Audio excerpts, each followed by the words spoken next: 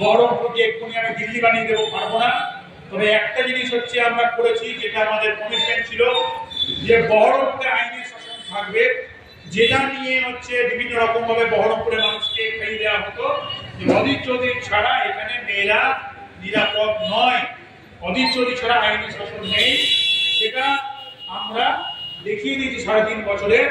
নারুগোপাল মুখার্জি ছাড়াও আইনি শাসন থাকবে, অধীর চৌধুরী ছাড়াও থাকবে। কারণ আইন তৈরি করেছে ভারতের সংবিধান, সেটা ভারতবর্ষের তৈরি থাকবে। তার জন্য কাউকে ভরসা করার দরকার নাই। এই গল্প কথাগুলো যারা বলছে তাদেরকে বলবেন ভারতবর্ষের সংবিধানটা পড়িয়ে হাতে দিবেন পড়াশোনা করে কথা বলতে। আর অন্যথায় যেটা পারবো সেটা করতে হবে, যে বহরমপুরের শহরের পরিষ্কার পরিচ্ছন্ন আমরা 3 বেলা করেছি, সেটা 4 বেলা করার চেষ্টা করব। এবং তার সঙ্গে আমাদের যে জল বিদ্যুতের যে কষ্টগুলো হয়, ড্রেন অনেক 25-30টা ড্রেন করেছি। পৌরসভাটা লিমিটেড ক্ষমতার মধ্যে দিয়ে, একটা হচ্ছে জলের সরকারের যে প্রোগ্রাম, সেটার মধ্যে দিয়ে বেনিফিশিয়ারিকে সাউন্ড করা, রিগার্ড করা, চাঙ্গা করা, ইনফ্রাস্ট্রাকচারের পৌর কেন্দ্রিক শাসন ব্যবস্থাকে আরো বেশি করে মানুষের কাছে সহজ সরল করা, এই দুটো জিনিস করা প্রতিশ্রুতি দিলাম। দেখুন, 21শে জুলাই নিয়ে আমাদের তারা আবেগ থাকে। আমরা ধারাবাহিকভাবে যারা আমাদের প্রত্যেকটা কাউন্সিলর, প্রত্যেকটা সদস্য, প্রত্যেকটা আমাদের জেলা পরিষদের মেম্বার, ভাইস চেয়ারম্যান, ওয়ার্ড সভাপতি থেকে শুরু করে আমাদের অর্গানাইজার প্রত্যেকে আমাদের এখানে খুব ফ্যামিলিয়ার রাজনীতি করি আমরা। কারণ মমতা ব্যানার্জির পথ একটাই, সবাই ফ্যামিলির মতো রাজনীতি করে।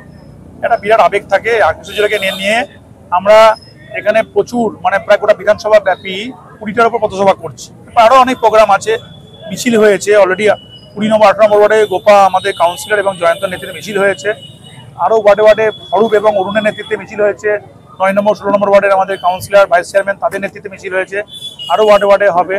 তো সেগুলো নিয়ে আমরা প্রোগ্রাম করছি। আমাদের পথসভা আজকে পাপাই ঘোষের 4 নম্বর ওয়ার্ডে ছিল, আজকে 18-20 সম্মিলিত পথসভা হয়েছে, কালকে আছে।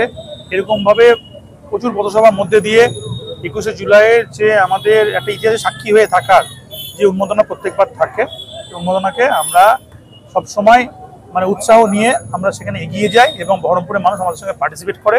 এবার 21শে জুলাইয়ের তাৎপর্য, যেহেতু সরকার আমাদের প্রায় 14 বছর 14 বছর হয়ে গেছে, 15 বছর সরকারে মানে পড়বে। এর আগের বার 21শে জুলাই ছিল আমাদের লোকসভার লড়াই, এবার আমাদের বাংলাকে আরও মজবুত করার লড়াই। কারণ দিদি এবার মুখ্যমন্ত্রী আবার 3 বেলায় হবেন, সেই জন্য তাকে জোরালো সমর্থন করা আবেগের সঙ্গে, সেটা আমাদের কাজ।